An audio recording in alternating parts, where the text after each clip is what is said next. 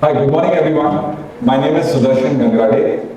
I come from the health food space and I'm here to talk to you hence about a very large raging health problem in India, which is protein deficiency. And how can we look to solve it at scale? Not for the top 1% people, not for the young crowd alone, but at scale, what is it that India can do to solve for protein deficiency? So let's first, we keep hearing about this, so let's just put some context in terms of what is the problem statement we are talking about. India is protein deficient. What do we mean by that? 70% of Indians are officially deficient in protein. What does that mean? They, on an average, have 40% lower per gram weight of protein based on their body weight. In terms of calories, their overall protein contributes 6 to 8% of the total calorie consumption compared to what is advisable in terms of 12 to 15%. And which is why, you have almost 1/3 of children with suboptimal growth below 5 years. So that's the context and the size of the problem. The question is why? Before we get into the solutioning, we need to understand what's happening. So we'll begin with what is one key thing that we all know, which is India is has one of the highest percentages of vegetarian population.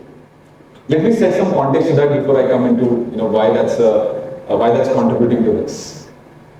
On an average, India is about 30 to 40% of India is vegetarian.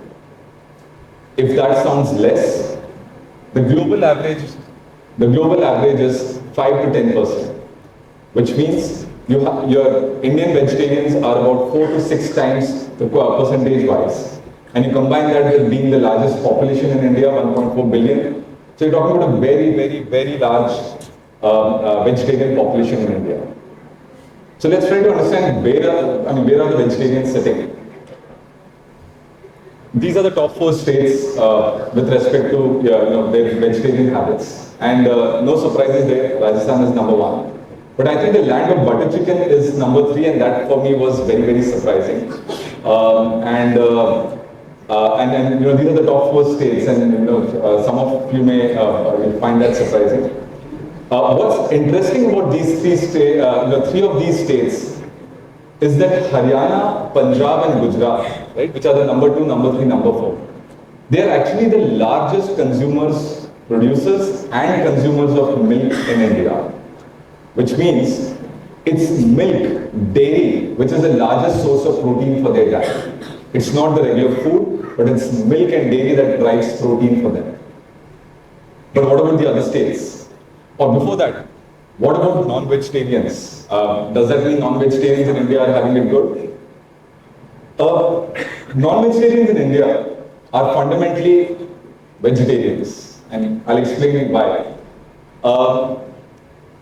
On an average, a non-vegetarian in India, as much as they may be non-vegetarian, but they are having non-vegetarian food typically for 2 to 3 times in a week. One day is what? Breakfast, lunch, dinner. So that multiplied by 7 days is 21 meals.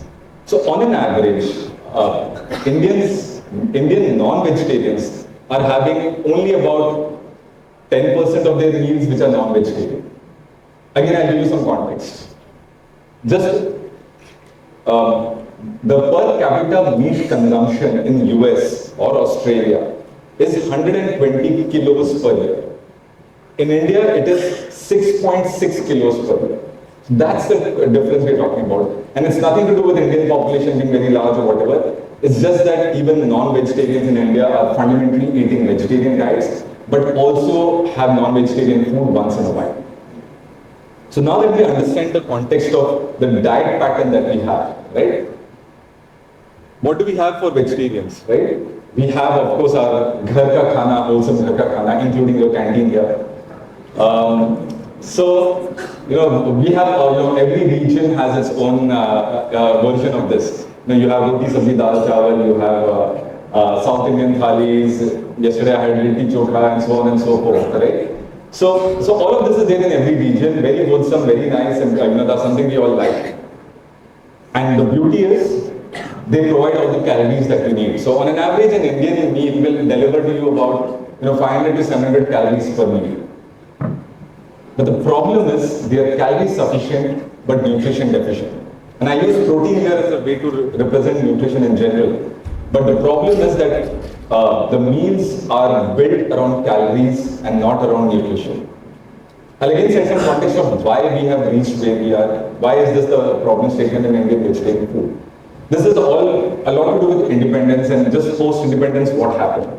Now, when we got our independence, we as a country were struggling with food. There was huge amount of starvation. In general, we were what is called calorie deficient, which means there was not enough food to feed the population that was there in India.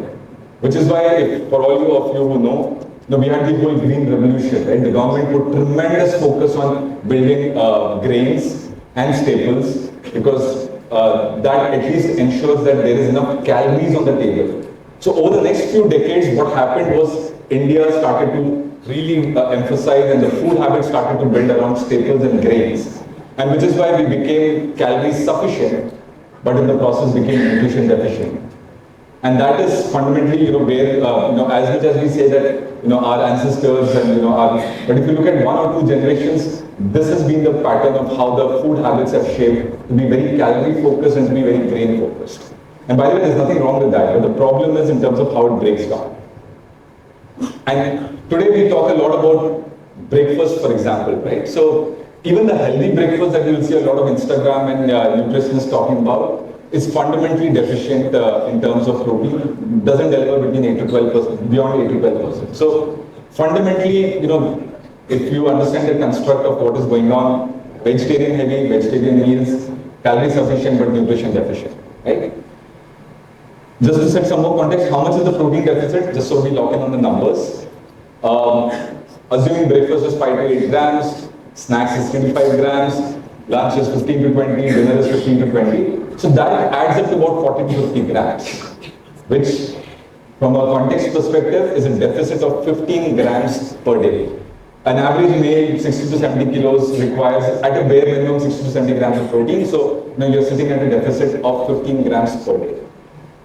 Now, this is not a regular deficit. Let me just, you need to understand that, because protein is required by the body for every single thing. I mean, not just for the skin and for the hair that people talk about, but its core of amino acids constitute all enzymes, everything in the body, which is why every single function of your body is driven through that.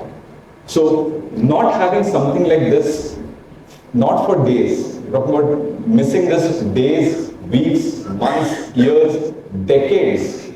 And that's what leads to a lot of downstream health issues in old age that we talk about. And so that is really, the protein deficit that we need to address in the solutioning. So if you're talking about solutioning, now let's get into solution mode and understand today what are people doing, what are a lot of the new age companies or the new age products that are coming for solving it.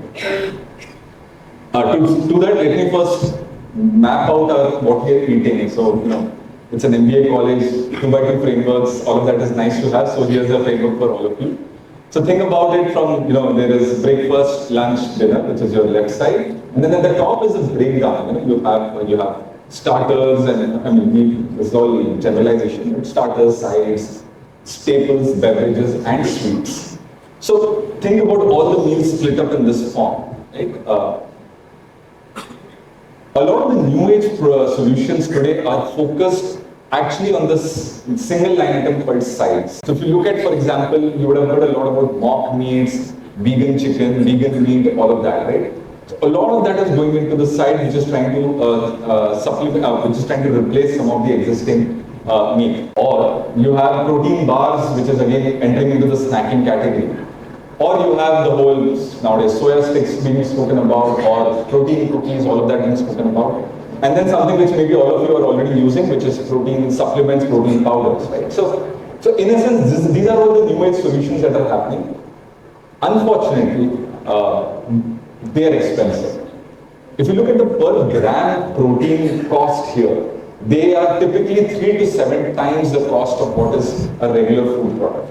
Which means, while this is a great solution, it ends up being a solution only for the top 1% of the population. And this is where you see a lot of action, a lot of social media, a lot of talk being done, but unfortunately it addresses only one part of the overall meal structure and one very small sliver of the population. The other problem is not just expensive, they're Western form factors. Food is a habit and you need to work with habits, and the food habits are completely Western in nature. So if you were to look at what is today being done from a science perspective, now these are things that we all know. Dal, rajma, paneer, all of that. Now if you look at any nutrition advice being given today, you can go to any nutritionist, any hotel, all of that. Everyone centers around this. खाने में आप पनीर रखो, खाने में अंडा रखो, खाने में सोया रखो, you include this, include that. So everything, all the solutioning is centered around this sides, which is basically what you have along with your staple, right? So everything is centered around this. The problem is, A, it requires planning because every day you have to keep changing. B, it requires your procurement. And C, it involves added cost. And do not underestimate the problem. Humans are built for convenience. I mean, you see the 10-minute delivery, so everything is built around convenience, right? So the moment you start to have to plan, think, friction points, things will break down. So now that we know that current solutions, they solve it, but they're probably doing it for the certain amount. The other solution probably doesn't work as much. So how do we solve this at scale? So we go back to our meal structure and then we look at it from a numbers perspective. If you think about it, staples and beverages contribute to the volume of food. So think about all the food that you're having. Staples, beverages contributes volume. But sides and staples are the ones that contribute to protein. And sides and beverages contributes to the cost. So now that you have all of this together, you'll realize why things go wrong. And it is because as a human, as a householder, as an individual, you're constantly but subconsciously optimizing across all of these things. Which means sometimes you're optimizing for cost, sometimes for protein, sometimes for volume, and sometimes and mostly for convenience. And once all these optimizations for every meal starts to happen, what goes usually for a toss is nutrition, because that's the toughest to plan, that's the most amount of friction. So the core consumer problem statement we are talking about in business language is the fact that there is a habit and friction involved, and the problem is anything that involves habit of friction, habit creation will take time to run. So instead of adding new sides or new form factors or whatever, what if we end up redoing the current staples and beverages that we have and convert that into a high protein form? So instead of trying to bring in a bar separately or a beverage separately, powder separately or something else where you're adding form factors, what if you could take the staples today and make them high protein? And I'll set give you a sense. So this is what we saw. There's something interesting about staples and beverages that is very different from sides and sweets and all of that, which is that they are all about habit. Whenever you're going, on an everyday basis, you don't plan कि आज रोटी बनाना है, तो कौन सी type की रोटी बनाना है? Usually not. You have roti paratha, whatever, right? Or you don't plan कि यार butter milk मेरे को किस टाइप का चाहिए, या लस्सी किस टाइप की चाहिए, या चाय किस टाइप की चाहिए, right? You have something set. So the nature of staples and beverages is it's all set, it's all there in every meal, and it is as per habit. It's usually all the playing around and the new things happen in all the other form factors, which is starters, sides, and sweets. So given that every meal is going to have your staples, every meal will have your beverages, and there is no change, what if you could replace them with high protein versions? And today, in the last 6 months, literally in the last 6 months, we are pretty much on the cusp of something like that happening in India. And which is why I believe that we are all set. What's coming next is a very different way of solving it. The day we've been solving by sides and additions, but we are now getting into solving through staples and beverages. And these are examples today that you see in the market are already coming, and all of these are literally 6 to 12 months old. You have now high protein breads, you have high protein flours, you have high protein dosa batters, and you have high protein buttermilk, lassi, curd, and even milk that is soon coming up. So what is happening is these staples, because they just come in, they replace and they continue as it is. What is happening is, and does this address the core problem statement? A, the volume of food remains the same, right? So you're not adding more things, so A, you're not changing anything. So it's a replacement, not an addition. B, the quantity of protein in these things doubles. So you have a regular bread versus high protein bread, you have roti, you have batters, you have buttermilk, all of those things. So in essence, these staples and beverages which you're consuming every day in every meal are suddenly doubling without having to add something else. And I think this is the most interesting part, which I think the maths is showing, which is the moment in staples and beverages you increase the quantity of protein, the cost per gram of protein actually comes down. It is very strange, but when you look at the computation, and this is primarily because beverages, the primary thing that contains it is water. In grains, which is most of the staples, the primary thing that covers is carbohydrates.